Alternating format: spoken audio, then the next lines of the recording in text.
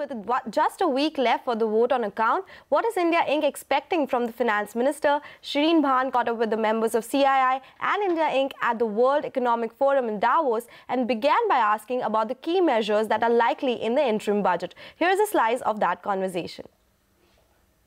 I think there's extreme stress in the rural sector, farm sector, and clearly the governments need to do much more and beyond, rather than just having the policy initiatives. Because of the federal structure, any policies which get finalized or discussed at the national level, ultimately the implementation lies with the states. And that is where I think the chain breaks. My view is that when we look at Prime Minister Modi's vision on doubling the farmers' income, it will happen at a pace very slowly in the current given circumstances. This can only be fast-tracked if private sector is highly incentivized in getting into the farm sector. What would the expectation be? Do you expect announcements of any sort for industry, or do you believe that they will restrict themselves to farm and maybe the salaried class in the vote on account? So as far as the renewable sectors, now the finance minister is also the power sector is there. When I see the Indian economy, I think three segments is distributed is there. A is agriculture sector, which Mittal has already mentioned. B is manufacturing, job creations and export. And C is our core strength of India is the service the sector. I think these three sectors in a budget process properly given a balance, not just one segment or other segment.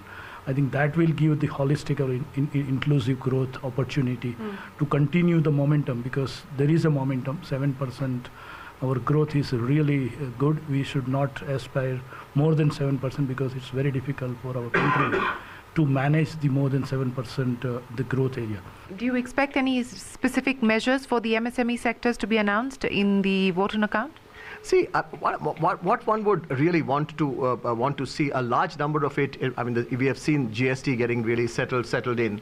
So on the procedural side, it's been good. But what we really need on the taxation side to see that we see taxation coming down. 25% is important, and then a roadmap towards 18%.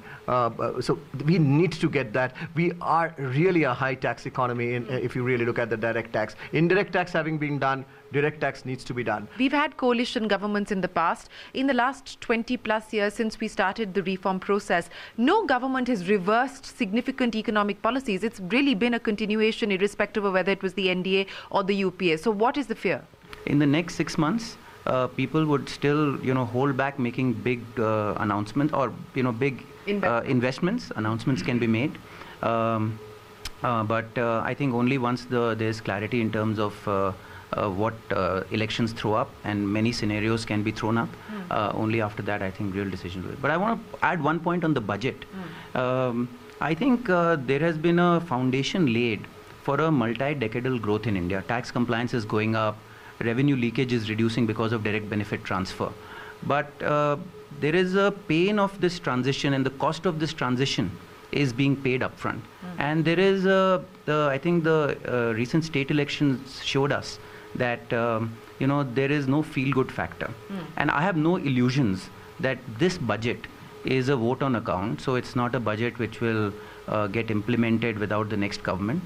I have no illusions that this budget will be a feel-good budget and it will be a headline-grabbing budget. What is it that specifically you would like to see by way of policy announcements as well as execution from the next government? Yeah, no, Shireen, let me just take a step back and put it in the global context.